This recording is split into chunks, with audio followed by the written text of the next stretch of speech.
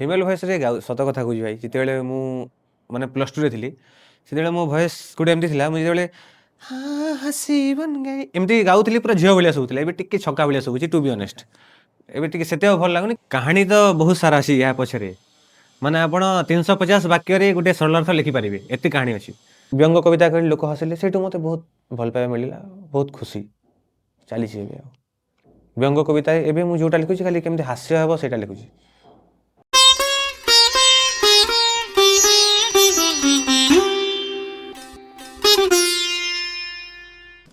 ନମସ୍କାର, ଆପଣ ଦେଖୁଛନ୍ତି ଦ BFT। ମୁଁ ଗୌରବ ସ୍ୱାଗତ କରୁଛି ଏକ ନୂତନ କାର୍ଯ୍ୟକ୍ରମରେ। ତେବେ ଦର୍ଶକ ବନ୍ଧୁ, ଆମର ଯୁବପିଢ଼ିମାନଙ୍କ ଭିତରେ ଆମ ଓଡ଼ିଆ ସାହିତ୍ୟ, ଭାଷା, କଳା ଓ ସଂସ୍କୃତି ପାଇଁ ଯେଉଁ ମର୍ମ ରହିବା କଥା, ଯେଉଁ ସମ୍ମାନ ରହିବା କଥା, ସେଇଟା କେଉଁଠି ନା କେଉଁଠି ଆଜିକାଲିର ସମୟରେ କମ୍ ହୋଇଯାଇଛି।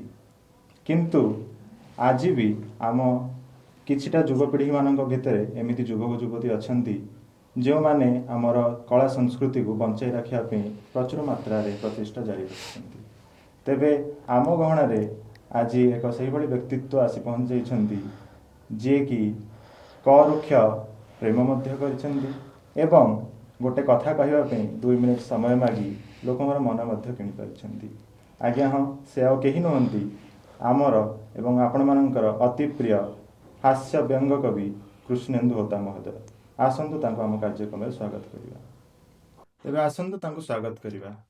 ନମସ୍କାର ସାର୍। ନମସ୍କାର, ବହୁତ ବହୁତ ଧନ୍ୟବାଦ। ଏତେ ଚମତ୍କାର ଆପଣଙ୍କ ଇଣ୍ଟ୍ରୋଡକ୍ସନ୍ ମୋ ପାଇଁ ବହୁତ ଚମତ୍କାର ଥିଲା। ସାର୍, ଆମର ବି ନୂତନ ପିଢ଼ିଙ୍କ ପାଇଁ ଯେଉଁ ପ୍ରଚେଷ୍ଟା ଆମେ ଆମ ଚ୍ୟାନେଲ୍ ତରଫରୁ ଜାରି ରଖିଛୁ, ସେଥିରେ ଆପଣଙ୍କର ସମୟ ଦେଇଥିବାରୁ ଆପଣଙ୍କୁ ବି ଅଶେଷ ଅଶେଷ ଧନ୍ୟବାଦ। ଧନ୍ୟବାଦ। ତେବେ କାର୍ଯ୍ୟକ୍ରମ ଆରମ୍ଭ କରିବା ଆପଣଙ୍କର ସେଇ ଗୋଟିଏ କଥାରୁ। ଠିକ୍ ଅଛି। ଗୋଟେ କଥା କହିବାର ଥିଲା, 2 ମିନିଟ୍ ସମୟ ଦେବ କି? ଗୋଟେ କଥା କହିବାର ଥିଲା, 2 ମିନିଟ୍ ସମୟ ଦେବ କି? 3 ମାସ ହେଲା କହିବି ଭାବୁଛି, 4ଟା ବେଳେ ଫ୍ରି ଥିବ କି? 5 ନମ୍ବର ବସ୍ରେ ଯାଉଛି, 6 ନମ୍ବର ଗଳିରେ ମୋତେ ଟିକେ ଅପେକ୍ଷା କରିବ କି? 7 ଜଣଙ୍କ ପାଇଁ ମୁଁ ତୁମକୁ ମୋର୍ କରି ନେଇ ଭାବୁଛି, ତମେ ଖାଲି ହଁ କହିବ କି? ଗୋଟେ କଥା କହିବାର ଥିଲା, 2 ମିନିଟ୍ ସମୟ ଦେବ କି? ବହୁତ ସୁନ୍ଦର ସାର୍। ତେବେ ଆପଣଙ୍କର ଯଦି ଅନୁମତି ଥାଏ, ଆମେ ଆଜିର କାର୍ଯ୍ୟକ୍ରମ ଆରମ୍ଭ କରିବା। ବହୁତ ସିଓର, ଆରମ୍ଭ କରନ୍ତୁ। ତେବେ ଆଜିର କାର୍ଯ୍ୟକ୍ରମରେ ଆମେ ଆପଣଙ୍କର କିଛି ବ୍ୟକ୍ତିଗତ ଏବଂ କିଛି କର୍ମଗତ ଜୀବନ ବିଷୟରେ ଚର୍ଚ୍ଚା କରିବା। ପ୍ରଥମେ ତ ସାର୍, ବର୍ତ୍ତମାନ ଆପଣ କ'ଣ କରନ୍ତି? ମୁଁ ବର୍ତ୍ତମାନ ବାଏ ପ୍ରୋଫେସନ୍ ମୁଁ ଜଣେ UX UI ଡିଜାଇନର୍। ମୁଁ ୱେବସାଇଟ୍ ଡିଜାଇନ୍ କରେ। ଆଉ ପେସନ୍ରେ ମୋର ତ ଦେଖୁଛନ୍ତି ଆପଣ, ଇନଷ୍ଟାଗ୍ରାମରେ ମୁଁ କବିତା ଲେଖେ, ଲୋକଙ୍କୁ ମନୋରଞ୍ଜନ କରିକି ମୋତେ ଯେଉଁ ଶାନ୍ତିଟା ମିଳେ, ବୋଧେ କେଉଁଥିରେ ମୁଁ ସେଇଟା ପାଏନି। ତ ମୁଁ ଯଦି କହିବି ଆର୍ଟିଷ୍ଟ, ମୋତେ ଭଲ ଲାଗେ ଆର୍ଟିଷ୍ଟ ନିଜକୁ କହିବାକୁ। ଏବେ ସାର୍, ଆପଣଙ୍କ ଛଡ଼ା ଆଉ ଘରେ କିଏ କିଏ ଅଛନ୍ତି? ମୋ ଘରେ ବାପା, ମା, ଭାଇ, ମୋ ଭଉଣୀ ବାହା ହେଇଯାଇଛି, ତାପରେ ମୋ ଜଣେ ଭଣଜା। ତେବେ ସାର୍, ଆପଣ ହେଉଛନ୍ତି ଜଣେ ବ୍ୟଙ୍ଗ କବି। ଆଜ୍ଞା। ତେବେ ଆପଣ ଆପଣଙ୍କ ଇନ୍ସପିରେସନ୍ କାହାକୁ ମନେ କରନ୍ତି? ଘରୁ ହଉ କିମ୍ବା ବାହାରେ ହଉ, ଆପଣ ନିଜର ଇନ୍ସପିରେସନ୍ କାହାକୁ ଭାବନ୍ତି? କାହାକୁ ନିଜର ଗୁରୁ ବୋଲି ମନେ କରନ୍ତି? ଦେଖନ୍ତୁ, ଇନ୍ସପିରେସନ୍ ତ କାହା ଜଣଙ୍କଠୁ ମୁଁ ପାଇନି। ମୁଁ ଦେଖନ୍ତୁ, ମୋର ସବୁଠୁ ବଡ଼ ଇନ୍ସପିରେସନ୍ ହେଉଛନ୍ତି ମୋ ବାପା, ତାପରେ ମୋ ଠାକୁର, ମୋ ସେ ଠାକୁର ଅନୁକୂଳ ଚନ୍ଦ୍ରଙ୍କୁ ମୁଁ ବହୁତ ମାନେ, ତାଙ୍କର ଆଶୀର୍ବାଦ ମୋ ଉପରେ ସବୁବେଳେ ଥାଏ। ଆଉ କବିତା ଲେଖିବା ପାଇଁ ଏ ଯେଉଁ ବ୍ୟଙ୍ଗ କବିତା, ମୁଁ ଜ୍ଞାନହୋତା ସାର୍ଙ୍କୁ ମୋର ନିଜର ଇନ୍ସପିରେସନ୍ ବୋଲି, ମାନେ ସେ ମୋର ଗୁରୁ। ତେବେ ସାର୍, ଜ୍ଞାନହୋତା ସାର୍ଙ୍କ କଥା କହିଲେ, ଜ୍ଞାନହୋତା ଓ କୃଷ୍ଣେନ୍ଦୁ ହୋତା କିଛି ସମ୍ପର୍କ ରହିଛି? ହଁ, ଆମର ବ୍ୟକ୍ତିଗତ ସମ୍ପର୍କ ତ ଆମର କବି କବି ଭଳିଆ, କିନ୍ତୁ ଆମ ଫ୍ୟାମିଲି ସମ୍ପର୍କ ବି ଅଛି, ଯେଉଁଟାକି ମୋ ଭଉଣୀର ନଣନ୍ଦଙ୍କ ମାନେ କାକା ଶ୍ୱଶୁର ହେଉଛନ୍ତି ଜ୍ଞାନହୋତା ସାର୍। ତ ସେ ବି ଜ୍ଞାନହୋତା, ମୁଁ ବି କୃଷ୍ଣେନ୍ଦୁ ହୋତା, ଆମର ହୋତା ହୋତା। ତ ମୁଁ ତାଙ୍କୁ କାକା ସମ୍ମାନ କରେ, ସେ ମୋତେ ବହୁତ ଭଲ ପାଆନ୍ତି। ତେବେ ସାର୍, ଗୋଟେ ପ୍ରଶ୍ନ ଥିଲା। କବି ତ ବହୁତ ପ୍ରକାରର ଅଛନ୍ତି, ସମସ୍ତେ କବିତା ଲେଖନ୍ତି ବି, କିନ୍ତୁ ବ୍ୟଙ୍ଗ କବିତା ଆଉ ଏକ ସାଧାରଣ କବିତା ଭିତରେ କ'ଣ ପାର୍ଥକ୍ୟ ରହିଛି? ବ୍ୟଙ୍ଗ କବିତା ଆଉ ସାଧାରଣ କବିତା, ମୁଁ ଆପଣଙ୍କୁ ଗୋଟେ ବଢ଼ିଆ ଏକ୍ଜାମ୍ପଲ୍ ଦେବି। ଆପଣ ଗୋଟେ ଚକୋଲେଟ୍ ଖାଇବେ, ସେ ଚକୋଲେଟ୍ ଖାଲି ମିଠା ଲାଗିବ। ଆଉ ଗୋଟେ ଚକୋଲେଟ୍ ଖାଇବେ, ମିଠା ବି ଲାଗିବ, ସେ ଭିତରେ ଟିକେ ପିତା ରହିବ। ଯେଉଁଟା ସବୁ ଯେଉଁ ମୁଁ ଫାଷ୍ଟ କହିଲି, ସେଇଟା ହେଉଛି ହାସ୍ୟ କବିତା। ସେଇଟା ଖାଲି ଆପଣ ହସିବେ, ସେଥିରୁ କିଛି ନା କିଛି ପାଇବାକୁ, ମାନେ କିଛି ଶିଖିବାକୁ ପାଇବେ, ନା କିଛି ଆପଣଙ୍କୁ ସେଇଟା ଇଏ କରିବ, ଖାଲି ହସେଇବ ଆପଣଙ୍କୁ। କିନ୍ତୁ ବ୍ୟଙ୍ଗ କବିତା ହେଉଛି, ଆପଣଙ୍କର କିଛି ଯଦି କିଛି ଭୁଲ ଅଛି, ମୁଁ ସେଇଟା ଆପଣଙ୍କୁ ଏମିତି ଭାବରେ କହିବି, ସେଇଟା ଏମିତି ବ୍ୟଙ୍ଗାତ୍ମକ ଢଙ୍ଗରେ କହିବି, ସେଇଟା ଆପଣଙ୍କୁ ଲାଗିବ ମୁଁ କିଛି ଭୁଲ କରିଛି, ଆପଣଙ୍କୁ ଖରାପ ବି ଲାଗିବନି। ସେଇଟା କି ଆପଣ କହିପାରିବା, ମାନେ ଯୋଉଟା ଯୋଉ ଜିନିଷ ଯୋଉ ହିସାବରେ ହେବା କଥା ଯଦି ସେଇ ଜିନିଷ ସେଇ ହିସାବରେ ହଉନି ତାହେଲେ ସେଇଠୁ ବ୍ୟଙ୍ଗ ଉତ୍ପନ୍ନ ହୁଏ। ଆଉ ବ୍ୟଙ୍ଗ କବି ହିସାବରେ ସେଇ ବ୍ୟଙ୍ଗାତ୍ମକ ଜିନିଷକୁ ଆମେ ଦେଖିକି ଯଦି ଲେଖୁଛୁ ତ ସେଇଟାକୁ ଆମେ ବ୍ୟଙ୍ଗ କବିତା ହିସାବରେ ନେଇପାରିବା। କିନ୍ତୁ ହାସ୍ୟ କବିତା ଆଉ ବ୍ୟଙ୍ଗ କବିତା ଭିତରେ ସେମିତି କିଛି ଫରକ ନାହିଁ। ଯୋଉଠି ହାସ୍ୟ ନାହିଁ ସେଠି ବ୍ୟଙ୍ଗ ବି ନାହିଁ। ଯେମିତି ଆପଣ କ୍ଷୀରି ଖାଇବେ ବିନା ଚିନିରେ ସେଇଟା କ'ଣ ଭଲ ଲାଗିବ? ସେଇଟା ଭଲ ଲାଗିବନି। ଠିକ୍ ସେମିତି ବ୍ୟଙ୍ଗରେ ହାସ୍ୟ ରହିବା ନିହାତି ଦରକାର। ତେବେ ସାର୍ ଆପଣଙ୍କ ଭାଷାରୁ କିଛିଟା ଜଣାପଡ଼ୁଛି ଆପଣ ୱେଷ୍ଟର୍ଣ୍ଣ ଓଡ଼ିଶାକୁ ବିଲଙ୍ଗ କରନ୍ତି। ହଁ। ତେବେ ଆପଣଙ୍କର ମାତୃଭାଷା ଆପଣ ଓଡ଼ିଆକୁ ମନେ କରନ୍ତି ନା କୋଶଳୀ ଭାଷା? ଦେଖନ୍ତୁ ମାତୃଭାଷା ଓଡ଼ିଆ ମୋର ମାତୃଭାଷା ନୁହେଁ। ଓଡ଼ିଆ ମୋର ମାତୃଭାଷା ନୁହେଁ ଯେହେତୁ ମାତୃଭାଷା ହେଉଛି ଯେଉଁ ଭାଷା ଆପଣ ଆପଣଙ୍କ ମା ମାନେ ଯେଉଁ ଭାଷା ଆପଣ ଆପଣଙ୍କ ମାଆଙ୍କଠୁ ଶିଖିବେ ସେଇଟା ହେଉଛି ମାତୃଭାଷା। ମୁଁ ମୋର ମାଆଙ୍କଠୁ ଓଡ଼ିଆ ଭାଷା ଶିଖିନି। ସେ ମୋ ମାଆଙ୍କଠୁ ମୁଁ ସମ୍ବଲପୁରୀ ବା କୋଶଳୀ ଭାଷା ଶିଖିଛି। ମାନେ ଓଡ଼ିଆ ଭାଷା ହେଉଛି ମୋର ବଡ଼ ମା। ଆପଣ ଜାଣି ଖୁସି ହେବେ ମାନେ ଭାଷାମାନଙ୍କ ସହିତ ମୋର ଗୋଟେ ସମ୍ପର୍କ ସ୍ଥାପନ କରିଛି।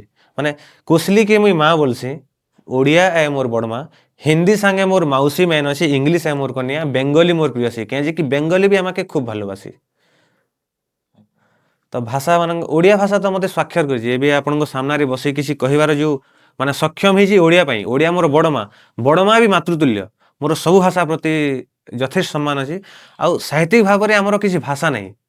ମାନେ ପଦ୍ମଶ୍ରୀ ହଳଧରନାଙ୍କ ଗୋଟେ କଥା ମନେ ପଡ଼େ ଯେ ଜାଏଦ ଭିନ୍ନ ଭିନ୍ନ ମନୁଷ ଗୋଟେ ଆଉ ଭାଷା ଭିନ୍ନ ଭିନ୍ନ ସାହିତ୍ୟ ଗୋଟେ। ସାହିତ୍ୟ ଗୋଟିଏ, ଭାଷା ଅଲଗା। ଆଜି ଯେଉଁ ମୁଁ ଭାଷାରେ ମାନେ ଯେଉଁ ଓଡ଼ିଆ ଭାଷାରେ ଗୋଟେ କବିତା ଲେଖୁଛି ଆଗାମୀ ଦିନରେ ସେଇଟା ଅନ୍ୟ ଭାଷାରେ ମାନେ ଟ୍ରାନ୍ସଲେଟ୍ ନ ହେବ ବୋଲି କିଛି ମାନେ ନାହିଁ। ତ ସେମିତି କବିତାରେ ବା ସାହିତ୍ୟ କ୍ଷେତ୍ରରେ କିଛି ଭାଷା ବୋଲି କିଛି ନାହିଁ। ମୋର ସବୁ ଭାଷା ମୋତେ ଭଲ ଲାଗେ। କିନ୍ତୁ ଯେହେତୁ ଆପଣ ମାତୃଭାଷାର କଥା ପଚାରିଲେ ମୁଁ ସେଇଟା କହିବି କୋଶଳୀକୁ ମୁଁ ମାତୃଭାଷା ରୂପରେ ନିଏ। ଏବେ ସାର୍ ଆପଣଙ୍କ ଚିନ୍ତାଧାରାରେ ସବୁ ଭାଷା ସମାନ, ସବୁ କିନ୍ତୁ ଭାଷା କିଛି ଲୋକ ଏମିତି ବି ଅଛନ୍ତି ସେମାନେ ଦାବି କରୁଛନ୍ତି କୋଶଳକୁ ଏକ ଅନ୍ୟତମ ରାଜ୍ୟ କରିବା ପାଇଁ। ତେବେ ଏହା କ'ଣ ଠିକ୍? ଏହାର କାରଣ କ'ଣ? ଦେଖନ୍ତୁ ଠିକ୍ ଆଉ ଭୁଲ କହିବା ପାଇଁ ମୁଁ ଗୋଟେ ଏଡ଼ିକି ଜିନିଷ, ମୁଁ ଠିକ୍ ଆଉ ଭୁଲ କହିପାରିବି ନାହିଁ। ଯେଉଁମାନେ ବି ଦାବି କରୁଛନ୍ତି ତାଙ୍କୁ ଟିକେ ଶୁଣିବା ଦରକାର। ସେମାନେ କାହିଁକି କରୁଛନ୍ତି? ସେମାନେ କାହିଁକି ଚାହୁଁଛନ୍ତି ଯେ କୋଶଳଟା ଅଲଗା ହଉ? ବୋଧେ ହେଇଥାଇପାରେ ମୁଁ ଯେହେତୁ ଗୋଟେ କୋଶଳାଞ୍ଚଳରୁ ବିଲଙ୍ଗ କରୁଛି ତ ଆମ ସେ ସାଇଡ଼୍ ଟିକେ ପଛୁଆଞ୍ଚଳ ହେଇକି ଅଛି। ମାନେ ଯେତେ ସୁବିଧା ସୁଯୋଗ ମିଳିବା କଥା ସେତିକି ମିଳୁନି। ଆପଣ ଜାଣିଛନ୍ତି ନା ନ ଜାଣିଛନ୍ତି ମୁଁ ଜାଣିନି, କିନ୍ତୁ ପଶ୍ଚିମ ଓଡ଼ିଶାରୁ ଓଡ଼ିଶା ଗଭର୍ଣ୍ଣମେଣ୍ଟ 75% ରେଭିନ୍ୟୁ ପାଉଛି। କିନ୍ତୁ ସେପଟେ କିଛି ବି ଡେଭଲପମେଣ୍ଟ ହେଉନି ଭାଇ। ଆପଣ ଥରେ ଆସନ୍ତୁ ଦେଖିବେ କେତେ ଦାଦନ ଯାଉଛନ୍ତି ଆମ ଲୋକ। ହସ୍ପିଟାଲ ନାହିଁ, ଶିକ୍ଷା ବ୍ୟବସ୍ଥା ଭଲ ନାହିଁ, ସ୍ୱାସ୍ଥ୍ୟ ବ୍ୟବସ୍ଥା ଯେମିତି ମୁଁ କହୁଥିଲି ସ୍ୱାସ୍ଥ୍ୟ ବ୍ୟବସ୍ଥା ଭଲ ନାହିଁ। ତାପରେ ଆପଣ ମୋତେ ଗୋଟେ କଥା ମନେ ପଡ଼ୁଛି, ଯଦି ବଲାଙ୍ଗୀର ଜଣଙ୍କୁ ହାର୍ଟ ଷ୍ଟ୍ରୋକ୍ ମାରିବ ସେ ଭୁବନେଶ୍ୱର ଆସୁ ତାକୁ ବହୁତ ସମୟ ଲାଗିବ, ବାଟରେ ସେ ଚାଲି ବି ଯିବ, ଭଲ ହସ୍ପିଟାଲ ବି ନାହିଁ। ଯଦି ସରକାର ଟିକେ ଧ୍ୟାନ ଦେବ ଆମ ସାଇଡ଼କୁ ଲୋକ ବୋଧେ ମୁଁ ଭାବୁଛି କୋଶଳ ରାଜ୍ୟ ପାଇଁ ଡିମାଣ୍ଡ କରିବେନି। ତେବେ ଆମ ଚ୍ୟାନେଲ ମାଧ୍ୟମରେ ମୁଁ ସରକାରଙ୍କୁ ଅନୁରୋଧ କରିବି ୱେଷ୍ଟର୍ଣ୍ଣ ଓଡ଼ିଶାର ଯାହା ବି ସମସ୍ୟା ରହିଛି ତାକୁ ସମାଧାନ କରନ୍ତୁ ଏବଂ ଲୋକଙ୍କର ଯେଉଁ ଦାବି ରହିଛି କୋଶଳ ରାଜ୍ୟକୁ ଅନ୍ୟତମ ରାଜ୍ୟ କରିବା ପାଇଁ ସେଇଟା ସମ୍ଭବ ହେବାକୁ ନ ଦିଅନ୍ତୁ। ଓଡ଼ିଶା ଉତ୍କଳ ପ୍ରଦେଶ ଗୋଟିଏ ରାଜ୍ୟ ହେଇ ରହୁ ଏବଂ ସରକାର ତା ପାଇଁ ଚିନ୍ତନ ନିଶ୍ଚିତ କରିବା ଦରକାର। ତେବେ ସାର୍ ଆପଣଙ୍କର ଏଇ ବର୍ଷ 3ଟି କବିତା ଭାଇରାଲ ହେଇଛି। ହଁ ଭାଇ, ଏଥିରେ ସୋସିଆଲ ମିଡ଼ିଆର ବହୁତ ବଡ଼ ହାତ ରହିଛି। ହଁ ଭାଇ, ଡେଫିନେଟଲି ବିନା ସୋସିଆଲ ମିଡ଼ିଆରେ ବୋଧେ ଏଇଠି ମୁଁ ବସିବେ ମାନେ ସକ୍ଷମ ହେଇନଥାନ୍ତି ଆପଣଙ୍କ ସାମ୍ନାରେ ବିନା ସୋସିଆଲ ମିଡ଼ିଆରେ। ତେବେ କିଛି ତଥ୍ୟ ଏମିତି ବି କହୁଛି ଯେ ଯୁବପିଢ଼ିଙ୍କ ପାଇଁ ସୋସିଆଲ ମିଡ଼ିଆ ଯେତିକି ଭଲ ସେତିକି ଖରାପ। ଏହା ବିଷୟରେ ଆପଣଙ୍କର କ'ଣ ଚିନ୍ତାଧାରା? ଦେଖନ୍ତୁ ମୁଁ ଯେହେତୁ ଗୋଟେ ପଜିଟିଭ୍ ଲୋକ, ମୋତେ ଲାଗେ ନେଗେଟିଭିଟି ସମସ୍ତଙ୍କ ଭିତରେ ଥାଏ, କିନ୍ତୁ ମୋତେ ଲାଗେ ନେଗେଟିଭିଟିକୁ ଦୂର କରିଦେବା କଥା। ତ ସେ କଥା ଯେଉଁ ଆପଣ କହିଲେ ସୋସିଆଲ ମିଡ଼ିଆର ମୁଁ ଭଲ ଜିନିଷକୁ ମୁଁ ନେବି। ଦେଖନ୍ତୁ ଆପଣ ଯେତେବେଳେ କ'ଣ ଲେଖୁଛନ୍ତି କି ଆପଣଙ୍କୁ କିଛି ଟ୍ୟାଲେଣ୍ଟ ଅଛି, ପୂର୍ବ ସମୟରେ କ'ଣ ଥିଲା, ସେ ସମୟରେ ସେମିତି ସୁବିଧା ନଥିଲା। ନହେଲେ ତ ମୁଁ ଯେଉଁ ଜେଜେବାପା ଗୋଟେ ବହୁତ ବଡ଼ କଳାକାର, ଯଦି ସେ ସମୟରେ ସୋସିଆଲ ମିଡ଼ିଆ ଥାନ୍ତା ବୋଧେ ମୁଁ ତାଙ୍କ ନାଁରେ ଏବେ କୁହନ୍ତି କି ତାଙ୍କର ନାତି ମୁଁ। କିନ୍ତୁ ବର୍ତ୍ତମାନ ଯୁଗରେ ସୋସିଆଲ ମିଡ଼ିଆ ଗୋଟେ ଏମିତି ଜିନିଷ, ଆପଣ ମଞ୍ଚ ସାମ୍ନାରେ 50 ଲୋକଙ୍କୁ ଦେଖାଇବା ସାଙ୍ଗେ ସାଙ୍ଗେ ସେ ଭିଡ଼ିଓଟିକୁ ଆପଣ 50 ଲକ୍ଷ ଲୋକଙ୍କ ପାଖରେ ପହଞ୍ଚି ପାରିବେ। ସେଇଟା ହେଉଛି the power of social media. ତ ମୋ ଜୀବନରେ ସୋସିଆଲ ମିଡ଼ିଆର ବହୁତ ଭୂମିକା ରହିଛି। ବୋଧେ ସେ ଗୋଟେ କଥା କହିବାର ଥିଲା, ଏଇ ଭିଡ଼ିଓ ଭାଇରାଲ ହେଲା ପରେ ଲୋକ ମୋତେ ଯେତେ ଭଲ ପାଇବା ଦେଉଛନ୍ତି, ଯେଉଁଠି ମୁଁ ପାଗଳ, ପ୍ରେମ ପାଇଁ ମୁଁ ପାଗଳ, କିଏ ଗୋଟେ ଭଲ ପାଇବା ଦେଲେ ମୋତେ ବହୁତ ଭଲ ଲାଗେ। ତ ସେ ସୋସିଆଲ ମିଡ଼ିଆକୁ ମୋତେ ବହୁତ ଭଲ ଲାଗେ ଆଉ ଧନ୍ୟବାଦ ଦିଏ ମୁଁ ସୋସିଆଲ ମିଡ଼ିଆକୁ। କଥା ଯେବେ ସୋସିଆଲ ମିଡ଼ିଆରେ ଉଠିଛି, ଆପଣ ଯେତେବେଳେ ରିଲ୍ ଅପଲୋଡ଼ କରିଥିଲେ ସୋସିଆଲ ମିଡ଼ିଆରେ, ଯେଉଁଟା ଭାଇରାଲ ହେଲା ପରେ, ଆ, ଆପଣ ରିଲ୍ ଅପଲୋଡ଼ କରିସାରିଲା ପରେ ଆପଣ ଭାବିଥିଲେ ଯେ ଏତେ ଭାଇରାଲ ଯିବ ସେଟା? ନା ଭାଇ, ଫାଷ୍ଟ କଥା ତ ସେ ରିଲ୍ ମୁଁ ଅପଲୋଡ଼ କରିନଥିଲି। ସେଇଟା କ'ଣ ଥିଲା, ବିବିକି ଚାଇ ବୋଲି ଗୋଟେ କେଫେ ଅଛି ଭୁବନେଶ୍ୱରରେ, ଶହୀଦ ନଗରରେ ଅଛି। ସେ ବିବିକି ଚାଇରେ ଦିନେ ମୁଁ ସେମିତି ଯାଇଥାଏ, ସେମାନେ ମୋତେ ଜାଣିଛନ୍ତି ଏଇ ଜଣେ କବି ବୋଲି। ସେ ଭିତରେ ଜଣେ ମୋତେ ଭାଇ କହିଲେ, ଭାଇ କିଛି ନୂଆ କବିତା ଅଛି? ମୁଁ କହିଲି ଅଛି। ମୁଁ କହିଲି ତାଙ୍କୁ ପ୍ରଥମେ ତମର ଶୁଣାଅ। ସେ ଶୁଣେଇଲି, ତାପରେ ମୁଁ ମୋର ଶୁଣେଇଲି। ଗୋଟେ କଥା କହିବାର ଥିଲା, 2 ମିନିଟ୍ ସମୟ ଦେବ କି? ସେଇଟା କହିସାରିଲା ପରେ ସେଠି ଜଣେ ପ୍ରେମିକ ହେଇଥାଏ, ମାନେ ଜଣେ ପ୍ରେମିକ ଭାଇ ଥିଲେ। ସେ କହିଲେ, ଭାଇ 2 ମିନିଟ୍ ଅପେକ୍ଷା କରନ୍ତୁ, ମୁଁ ଟିକେ ମୋ ପ୍ରେମିକାକୁ ଆଣୁଛି, ଆପଣ ତାଙ୍କ ସାମ୍ନାରେ ଟିକେ କବିତା କହିବେ। ତାପରେ ସେ ଭାଇ ଜଣକ ଦୌଡ଼ି ଦୌଡ଼ି ଗଲେ, ଲେଡ଼ିଜ୍ ହଷ୍ଟେଲରୁ ତାଙ୍କ ପ୍ରେମିକାକୁ ଆଣିଲେ, ମୋ ସାମ୍ନାରେ ଠିଆ କରେଇଲେ, ଆଉ ଭାଇ ପ୍ଲିଜ୍ ତାଙ୍କ ପାଇଁ ମୋ ତରଫରୁ ପ୍ଲିଜ୍ ଏ କବିତା। ତାପରେ ସେ ଯେତେବେଳେ ସେ କବିତା ମୁଁ ତାଙ୍କୁ ଶୁଣୁଥିଲି, ସେ କ'ଣ କରିଛନ୍ତି, ସୁଟିଂ କରିଦେଇଛନ୍ତି ଏ କବିତାକୁ। ତାପରେ ସେ କବିତାକୁ ନେଇକି ସେ ଅପଲୋଡ଼ କରିଦେଇଛନ୍ତି, ମାନେ ସେ ଦେଇଦେଇଛନ୍ତି ବିବିକି ଚାଇକୁ। ବିବିକି ଚାଇ ଅପଲୋଡ଼ କରିଛନ୍ତି ମୋତେ ମାନେ ମୋତେ କୋଲାବୋରେସନ୍ ପକେଇକି। ତାପରେ ସେଇଟା ଏମିତି ପକେଇଲେ, ବିଶ୍ୱାସ କରନ୍ତୁ ଭାଇ, ସେତେବେଳେ ମୋର ପ୍ରାୟ ସେ 400 ନା 450 ଥିଲେ ଫଲୋଅର୍, ଆଉ ବିବିକି ଚାଇର 200 ନା 250 ଥିଲେ। ମୁଁ ଏଇଥିପାଇଁ କହୁଛି ଯେ ମାନେ ଗୋଟେ ଦିନରେ 5 ଲକ୍ଷ ଭ୍ୟୁ ପାଇଥିଲି ମୁଁ। ଏତେ ଭଲ ପାଇବା ମିଳିଥିଲା ସେଇଠୁ ମୋତେ। ତ ଏଇଟା ଗୋଟେ ମୋ ଜୀବନର ଗୋଟେ ଟର୍ଣ୍ଣିଂ ପଏଣ୍ଟ ବି କହିପାରିବି, ଆଉ ଗୋଟେ ବହୁତ ଭଲ କଣ୍ଟେଣ୍ଟ ମୋ ତରଫରୁ ଗୋଟେ ଆସିପାରିଲା ବୋଲି ନିଜକୁ ମୁଁ ଧନ୍ୟ ମନେ କରେ। ଏବେ ସାର୍ ଆପଣ ଆପଣଙ୍କ ଇନଷ୍ଟାଗ୍ରାମ ହ୍ୟାଣ୍ଡେଲରେ ପୋମେଡିଆନ୍ କ୍ରୁଶ ବୋଲି ମେନସନ୍ କରିଛନ୍ତି। ଏବେ ଏଇ ଯେଉଁ ପୋମେଡିଆନ୍ ଶବ୍ଦଟି ଆପଣଙ୍କ ମୁଣ୍ଡକୁ କେମିତି ଆସିଲା ଏବଂ ଏହା ପଛରେ କ'ଣ କାହାଣୀ ଅଛି? ଦେଖନ୍ତୁ, କାହାଣୀ ପୋମେଡ଼ିଆନ୍ ୱାର୍ଡ଼ ମୁଁ ଶିଖିଲି ରଜ ସୁଡ଼ଙ୍କ ପାଖରୁ। ରଜ ସୁଡ଼ ବୋଲି ଜଣେ ଅଛନ୍ତି ପୋମେଡ଼ିଆନ୍, ମୁଁ ତାଙ୍କଠୁ ବି ଶିଖେ। ତ ଯେତେବେଳେ ମୋର ପୋଏଟିକ୍ ଲାଇଫ୍ କ୍ରୁଜ୍ ଥିଲା, କେତେ ଦିନ ପୂର୍ବରୁ ପୋଏଟିକ୍ ଲାଇଫ୍ କ୍ରୁଜ୍ ଥିଲା, ସେଥିରେ କ'ଣ କରୁଥିଲି, ମୁଁ ଖାଲି କବିତା ଗୁଡ଼ା ପକାଉଥିଲି, କମେଡ଼ି ବି ଥିଲା ସେଇଠି। ତାପରେ ମୁଁ ଭାବିଲି ପୋଏଟିକ୍ ଲାଇଫ୍ ହେବାଠୁ ଭଲ ଯଦି ମୁଁ ପୋମେଡ଼ିଆନ୍ କରିଦେଉଛି, ତାହେଲେ ପୋଏଟ୍ରି ବି ରହିବ ଆଉ କମେଡ଼ିର ଛୁଙ୍କ ବି ରହିବ, ପୋଏଟ୍ରି ପ୍ଲସ୍ କମେଡ଼ି। ତ ପୋମେଡ଼ିଆନ୍ କ୍ରୁଜ୍ କଲେ କ'ଣ ହେବ, 2 ପ୍ରକାର କଣ୍ଟେଣ୍ଟ ମୁଁ ପକାଇ ପାରିବି, ଯିଏ ମୋ ନାଁ ବି ପଢ଼ିବ ଜାଣିବ ଯେ ମାନେ ପୋଏଟ୍ରି ବି କହୁଛି ଆଉ କମେଡ଼ି ବି କରୁଛି। ତ ସେଥିପାଇଁ ମୁଁ କରିଦେଲି ପୋମେଡ଼ିଆନ୍ କ୍ରୁଜ୍। ଏବେ ଆପଣ ଆଗ ଜଣେ କବି ଥିଲେ, ତାପରେ ଜଣେ ବ୍ୟଙ୍ଗ କବି, ବର୍ତ୍ତମାନ ଓପନ୍ ମାଇକ୍ କରୁଛନ୍ତି, କମେଡ଼ିଆନ୍ ଅଛନ୍ତି। ଏବେ ଏଇ ଯେଉଁ ଆପଣଙ୍କର ଜର୍ଣ୍ଣି କିଭଳି ଭାବରେ ଥିଲା ଏବଂ ଏହା ପଛରେ ଆପଣଙ୍କର କ'ଣ ସବୁ ବାଧା ଆସିଛି କିଛି ସେମିତି? ହଁ, ଦେଖନ୍ତୁ, କିଛି ବି ଆପଣ ଯଦି କରୁଛନ୍ତି, ବାଧା ତ ଆସିବ। ମୁଁ ପ୍ରଥମେ କହୁଛି କେମିତି ମୁଁ ଆରମ୍ଭ କରିଥିଲି। ଯେତେବେଳେ ମୁଁ 8ମ ଶ୍ରେଣୀରେ ଥିଲି, ମୋର ମନେ ଅଛି, ମୋର ଯେଉଁ ଗ୍ରାଣ୍ଡ ମଦର, ମୋର ଯେଉଁ ମାମା, ସେ ଗୋଟେ ଜିନିଷ ମୋତେ ଶିଖେଇଥିଲେ। ଆମେ ଯେତେବେଳେ ବସିବୁ, ସେ କଥା ଆଉ ଲଥା ବୋଲି ଗୋଟେ ଜିନିଷ ମୋତେ ଶିଖେଇଥିଲେ। କଥା ଆଉ ଲଥା ମାନେ ଆପଣ ଜାଣିଛନ୍ତି କି ମୁଁ ଜାଣିନି, ଜାଣିଛନ୍ତି କି ନାହିଁ ମୁଁ ଜାଣିନି। କଥା ଆଉ ଲଥା ମାନେ ହେଉଛି ଆପଣ ଗୋଟେ ଶବ୍ଦ କହିବେ, ତାର ରାଇମିଂ ୱାର୍ଡ଼ ସାଙ୍ଗେ ସାଙ୍ଗେ ମୁଁ କହିବି। ଆପଣ ମନେକର କାଗଜ କହୁଛନ୍ତି, ମୁଁ ମଗଜ କହିବି। ସେଇଟା ଗୋଟେ ଗେମ୍ ଥିଲା ମୁଁ ଆଉ ମୋ ଜେଜେମାଙ୍କ ଭିତରେ। ତ ସେ ଜିନିଷ ମୋତେ ପରବର୍ତ୍ତୀ ସମୟରେ ସଂଯୋଜନାରେ ମୋତେ ବହୁତ ସାହାଯ୍ୟ କଲା। ଆଉ ଯେତେବେଳେ ମୁଁ +2 ଶ୍ରେଣୀରେ ଥିଲି, ହଷ୍ଟେଲରେ ରହିକି ପାଠ ପଢ଼ୁଥିଲି, ମୋ ଗାଁକୁ ମନେ ପକାଇ ଗୋଟେ ଦୁଃଖ କବିତା ଲେଖିଥିଲି। ତ ସେଇଠୁ ମୋର କବିତା ଲେଖିବାଟା ଆରମ୍ଭ ହେଲା। ତାପରେ ଶ୍ରୀଯୁକ୍ତ ପ୍ରସନ୍ନ କୁମାର ହୋତା ମୋର ଗୁରୁ, ସେ ମୋର ବଡ଼ ବାପା। ତାଙ୍କଠୁ ମୁଁ ସବୁ ଶିଖିଛି। ସେ ମୋର ନିଜର ବଡ଼ ବାପା, ଆଉ ସେ ତାଙ୍କର 3ଟା ବହି ବି ଆସିଲାଣି ଆମ ସତ୍ସଙ୍ଗ ଜଗତରେ। ସେଇଟା ମାନେ ଆମ ସତ୍ସଙ୍ଗ ଜଗତର ବହି ସେଇଟା। ତ ସେ ମୋତେ ବହୁତ ହେଲ୍ପ କରନ୍ତି, କେମିତି କଲେ କ'ଣ ହେବ, କେମିତି କଲେ ତୁ ଭଲ ଲେଖିପାରିବୁ। ମୁଁ ଗୋଟେ କବିତା ଲେଖିଲି, ସେ ତାକୁ ସଂଶୋଧନ କରିବେ, ଆଉ ଭଲ କରିଦେବେ ସେ କବିତାକୁ। ତାଙ୍କର ଆଶୀର୍ବାଦ ରହିଛି, ତାଙ୍କର ହେଲ୍ପ ରହିଛି ମୋ ପ୍ରତି। ତାପରେ ସେମିତି ମୁଁ ଧୀରେ ଧୀରେ ଆଗକୁ ବଢ଼ିଲି। ତାପରେ ଆପଣ ଜାଣିଛନ୍ତି ସମ୍ବାଦ ସାହିତ୍ୟ ଘର ବୋଲି ଗୋଟେ ଅଛି। ସମ୍ବାଦ ସାହିତ୍ୟ ଘରରେ କ'ଣ ହେଲା, ମୁଁ ଗୁଡ଼ଭେଲା ଆମର ଯେଉଁ ବ୍ଲକ୍ ଅଛି, ସେଇଠି ମୁଁ ମାନେ ଜଏନ୍ କଲି ତାଙ୍କ ଗ୍ରୁପ୍ରେ। ପ୍ରତ୍ୟେକ ମାସରେ ଆମର ମାସିକ ଆସର ହୁଏ, ମୁଁ ମୋର ନୂଆ ନୂଆ କବିତା ସେଇଠି ପଢ଼ିବି। ଏଇଟା ହେଉଛି 2018-19 ମସିହାର କଥା। ତାପରେ ଧୀରେ ଧୀରେ 19-20ରେ କ'ଣ ହେଲା, ମାନେ ସେ ଯେଉଁ କୋଭିଡ଼ ସମୟରେ ମୁଁ ଏତେ କବିତା ଲେଖିଲି, ମାନେ ଯେଉଁ ରେଡ଼ିଓରେ ମୋତେ ସୁଯୋଗ ମିଳିଥିଲା। ଅଲ୍ ଇଣ୍ଡିଆ ରେଡ଼ିଓ ବଲାଙ୍ଗୀର ଷ୍ଟେସନରୁ ଯୁବବାଣୀରେ ମୋତେ ଡାକିଥିଲେ। ଆଉ ସେଇଠି ମୁଁ ଯାଇକି ଯେତେବେଳେ କବିତା ପଢ଼ିଥିଲି, ମୋର ଗୋଟେ କନଫିଡେନ୍ସ ଲେଭେଲ୍ ବଢ଼ିଥିଲା। ଆଉ ଲକଡାଉନ୍ ଭିତରେ ମୁଁ ବହୁତ ସାରା କବିତା ଲେଖିଛି, ଯେଉଁଟାକି ମୋର ଲେଖନୀକି ବି ଆଉ ଟିକେ ମାନେ ସୁଦୃଢ଼ କଲା ସେତେବେଳେ। ଆଉ ଏମିତି ଧୀରେ ଧୀରେ ବଢ଼ୁଛି। ତାପରେ କମେଡ଼ିର ଯଦି କଥା କହିବେ, ଯେତେବେଳେ ମୁଁ ଭୁବନେଶ୍ୱର ଆସିଲି, ଯେତେବେଳେ ମୁଁ ମଞ୍ଚକୁ ଗଲି, ଯେତେବେଳେ ମୋ ସାମ୍ନାରେ ଦେଖିଲି ଖାଲି ଯୁବ ସମାଜ ଅଛନ୍ତି, ମୁଁ ଖାଲି ଏମିତି କବିତା କହିବିନି ଯେଉଁଥିରେ ଖାଲି ଗଛ ଲତା କି କିଛି ସାମାଜିକ ବାର୍ତ୍ତା ଥିବ ସେମିତି କବିତା ମୁଁ ଖରାପ ବୋଲି କହୁନି, କିନ୍ତୁ ଯେତେବେଳେ ଆପଣ କାହା ସାମ୍ନାରେ କହୁଛନ୍ତି ସେଟା ଗୋଟେ ମନୋରଞ୍ଜନ ଭିତ୍ତିକ ହେବା ଦରକାର। ତାପରେ ମୁଁ ଭାବିଲି କମେଡ଼ି ତ କରୁଛି, ଛୋଟ ଦିନରୁ ମୁଁ କମେଡ଼ି କରେ, ମାନେ କାହାକୁ ହସେଇଲେ ମୋତେ ବହୁତ ଭଲ ଲାଗେ। ତାପରେ ସେଇ ଜିନିଷଟାକୁ ମୁଁ କବିତାରେ ଆଣିବାକୁ ମାନେ ଚେଷ୍ଟା କଲି। ତାପରେ ମୋର ଗୋଟେ ମନେ ଅଛି, ସରପଞ୍ଚ ମୁଁ ପଇସା ଖିଆ ବୋଲି ଗୋଟେ କବିତା ଲେଖିଥିଲି। ବ୍ୟଙ୍ଗାତ୍ମକ ଢଙ୍ଗିରେ ଗୋଟେ ଲେଖିଥିଲି, ଜଣେ ନେତାଙ୍କୁ ଜଣେ ନେତ୍ରୀଙ୍କୁ ଇଏ କରିକି ଗୋଟେ ମୁଁ ଲେଖିଥିଲି, ସରପଞ୍ଚ ମୁଁ ପଇସା ଖିଆ। ତ ସେମିତି ଧୀରେ ଧୀରେ ହେଲା, ମୁଁ ଯେତେବେଳେ ମଞ୍ଚରେ ବ୍ୟଙ୍ଗ କବିତା କହିଲି ଲୋକ ହସିଲେ, ସେଇଠୁ ମୋତେ ବହୁତ ଭଲ ପାଇବା ମିଳିଲା, ବହୁତ ଖୁସି ଚାଲିଛି ଏବେ। ଆଉ ବ୍ୟଙ୍ଗ କବିତା ଏବେ ମୁଁ ଯେଉଁଟା ଲେଖୁଛି ଖାଲି କେମିତି ହାସ୍ୟ ହେବ ସେଇଟା ଲେଖୁଛି। ତେବେ ଯଦି ଭାଇରାଲ କବିତା କଥା ଆମେ ଦେଖିବା, ଆପଣଙ୍କ ଇନଷ୍ଟାଗ୍ରାମରେ ଆପଣ ଗୋଟେ କବିତା ଛାଡ଼ିଥିଲେ, ଭାତ ଖାଇଦେଲୁ ବିନା ଡାଲିରେ, ଡାଲି କାନ୍ଦୁଅଛି ପାଖ ଥାଳି। ପାଖ ଧାଡ଼ିରେ ତେବେ ୟା ପଛରେ କ'ଣ କାହାଣୀ ଥିଲା ନା ଏଟା ଖାଲି ସେମିତି କମେଡି ନୁହେଁ? କାହାଣୀ ତ ବହୁତ ସାରା ଅଛି ଏହା ପଛରେ, ମାନେ ଆପଣ 350 ବାକ୍ୟରେ ଗୋଟେ ସରଳାର୍ଥ ଲେଖିପାରିବେ, ଏତେ କାହାଣୀ ଅଛି। ତ ଯେମିତି ଗୋଟେ ପରିବାର ଥାଏ, ମା ବାପା ଭାଇ ଭଉଣୀ, ଠିକ୍ ସେମିତି ଗୋଟେ ଲଞ୍ଚର ବା ଗୋଟେ ମିଲ୍ର ପରିବାର ଅଛି। ମାନେ ଭାତ ଡାଲି ହେଉଛନ୍ତି ଘରର ବଡ଼ ବାପା ମା, ଆଉ ଶାଗ ଆଉ ଭଜା ହେଉଛନ୍ତି ଦୁଇ ଭଉଣୀ। ଯେତେବେଳେ ଜଣେ ବିନା ଡାଲିରେ ଭାତ ଖାଇଦେଉଛି, ସେତେବେଳେ ଗୋଟେ ସ୍ୱାମୀ ସ୍ତ୍ରୀର ବିଚ୍ଛେଦ ହେଉଛି। ଏ ଗୀତ ସେଇଟା ବୁଝାଉଛି, ସ୍ୱାମୀ ସ୍ତ୍ରୀର ବିଚ୍ଛେଦ ହେଉଛି। ଆଉ ମାନେ ଶାଗ ଆଉ ଭଜା ଏମାନେ ଘରର ଭଉଣୀ ଦୁଇ ଭଉଣୀ, ପାମ୍ପଡ଼ ହେଉଛି ଘରର ଚାକର। ଠିକ୍ ଅଛି, ତ ଏବେ ଆପଣ ଗୀତ ଶୁଣନ୍ତୁ।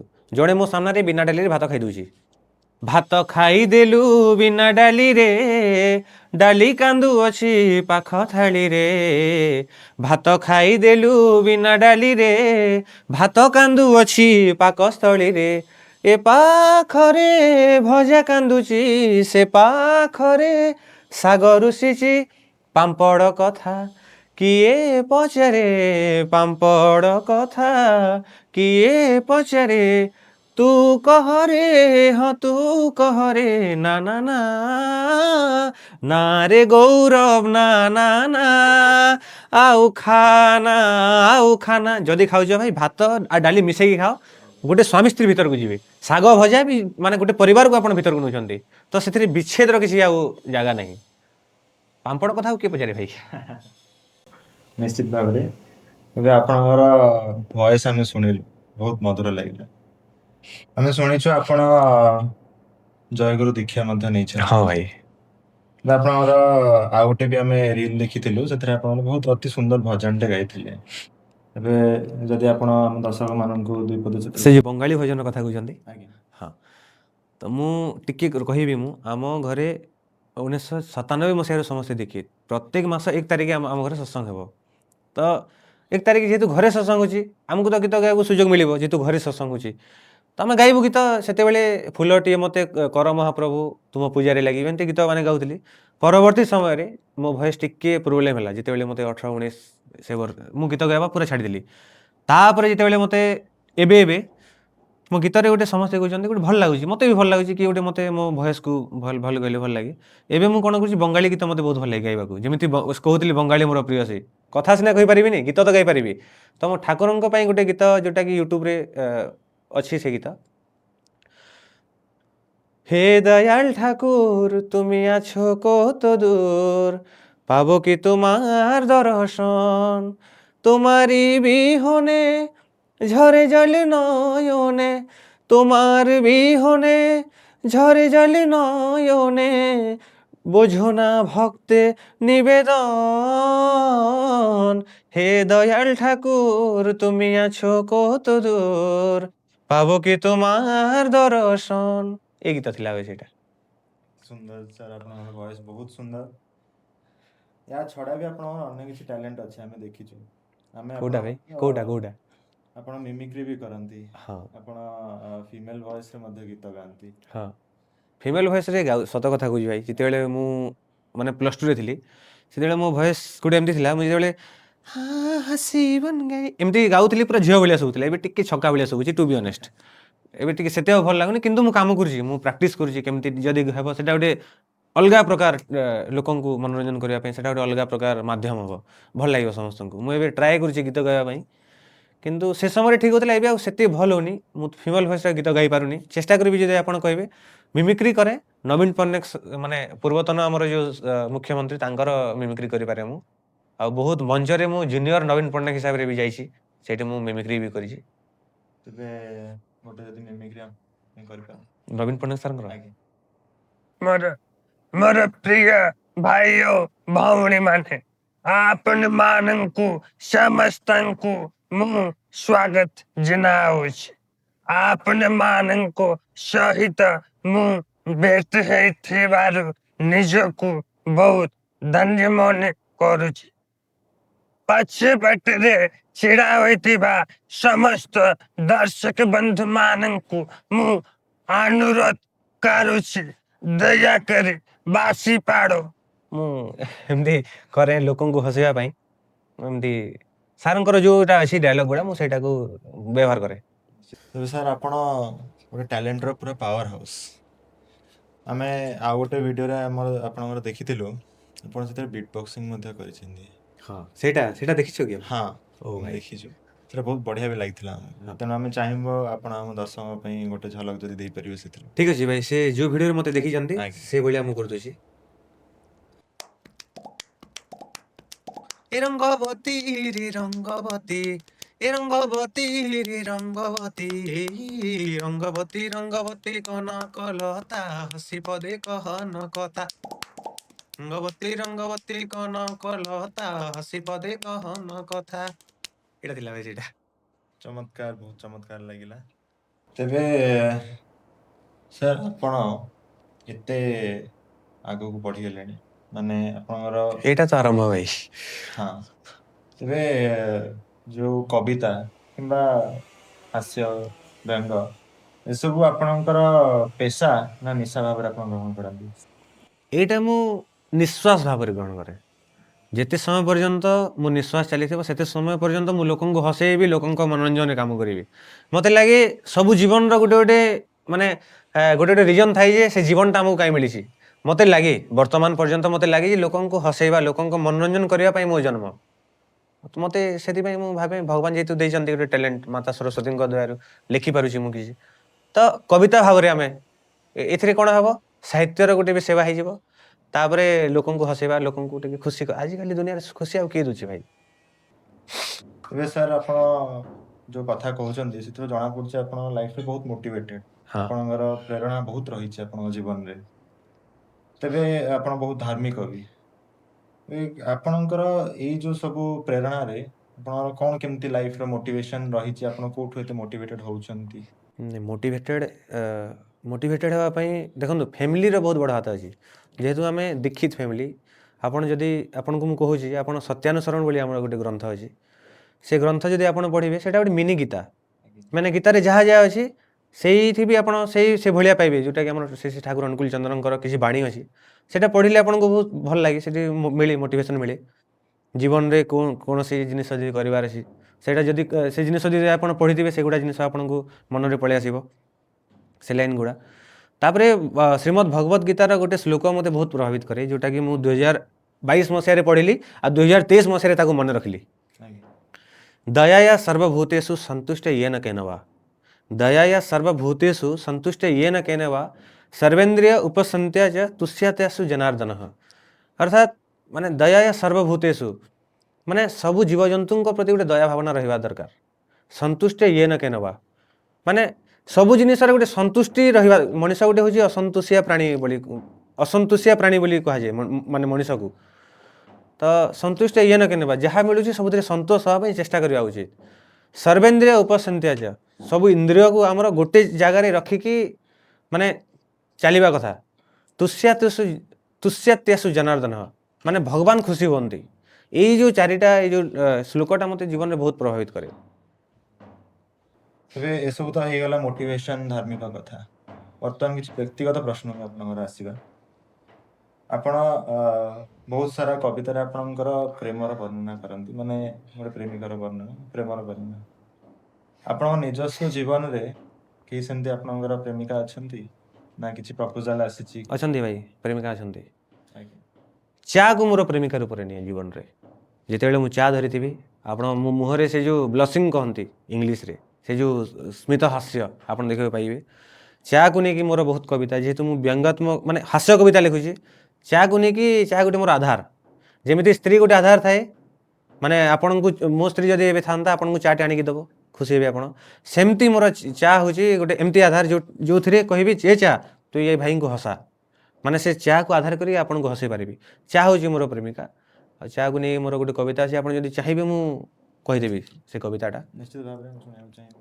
से कविताटा आम भाषाରେ अछि कोशली भाषाରେ अछि तुई तो मोर मौत आइलु मुई ए तोर मधुआ तुई तो मोर मौत आइलु मुई ए तोर मधुआ तुई जदि गंजेई बेलेगा मुई ए तोर गंजुआ तुई भांग ह कि पुड़िया ह तुई भांग ह कि पुड़िया ह सबु बेले टुने जाकमी तुई बिड़ी ह कि सिगरेट ह सबु बेले तते फुकमी तते टिके पीले धन लागसी वा वा तते टिके पीले धन लागसी वा वा तुई यार किहे निसेगा तुई परे मोर चाहा तुई परे मोर चाहा तुई परे मोर चाहा सकाळ हो कि संज हेउ थाउ धरिथिली कपे चाहा हृदय अंतर हुए उल्लसित आत्मा कहे आहा आहा आत्मा कहे आहा आहा अति सुंदर बहुत बढ़िया लगला ये कविता शुणिकी तेरे चाहारू सर आउ गोटे कथा भी मोर मन पड़ला आपणर एक पुस्तक आसूची चाहा चाहा लोक माने बहुत अपेक्षा अच्छी केबे आपण से पुस्तक आसो से पुस्तक रे कौन रही हमें आपन टिके जानबाक चाहिए देखो भाई चाहा जो मोर आसी शुभपल्ल पब्लिकेसन तरफ जोटा होची सेटा गोटे मोर ड्रीम प्रोजेक्ट माने छोट दिनरू भाविथिली गोटे मु तो भाबी नथिली केबे बही लिखिबी कि धीरे धीरे जितेबाला मुझे देखिली जे आम युव समाज मैंने भी बही लिखुं गोटे इच्छा थाए समस्तଙ୍କର आ चा कविता को लोके बहुत भल पाइबा दियंती तो चाहा जो बहीटा होची से प्रत्येक कवितार आप चार टेस्ट पाइबे से कवितार तो यहाँ गोटे मोर ड्रीम प्रोजेक्ट आसब जल्दी आसब बोली कहूनी किंतु जोटा भी आसब आपण हृदय को छुईब बोली मुझे तेरे दर्शक बंधु आपण मैंने शुणुले आज हास्य व्यंग कवि कृष्णेन्दु होतांकर जीवनी किसी अंश एवं आज आम तांकर कविता संग्रह एक पुस्तक जार ना हूँ चाहा बहुत शीघ्र प्रकाशित होगा जाऊँगी ताहा जानवा पाइले किंतु वर्तमान समय अवधि हेतु आमको यह कार्यक्रमटी एठी समाप्त करने पड़ो कवि कृष्णेन्दु होतांकर यही जो जीवनचर्यार चर्चा आगू जारी रहिबो किंतु आज एति रहुचु आपण विदाय चाहूँगी धन्यवाद जय जगन्नाथ एवं आम चैनल को लाइक शेयर और सब्सक्राइब करने को जमे भूलिए।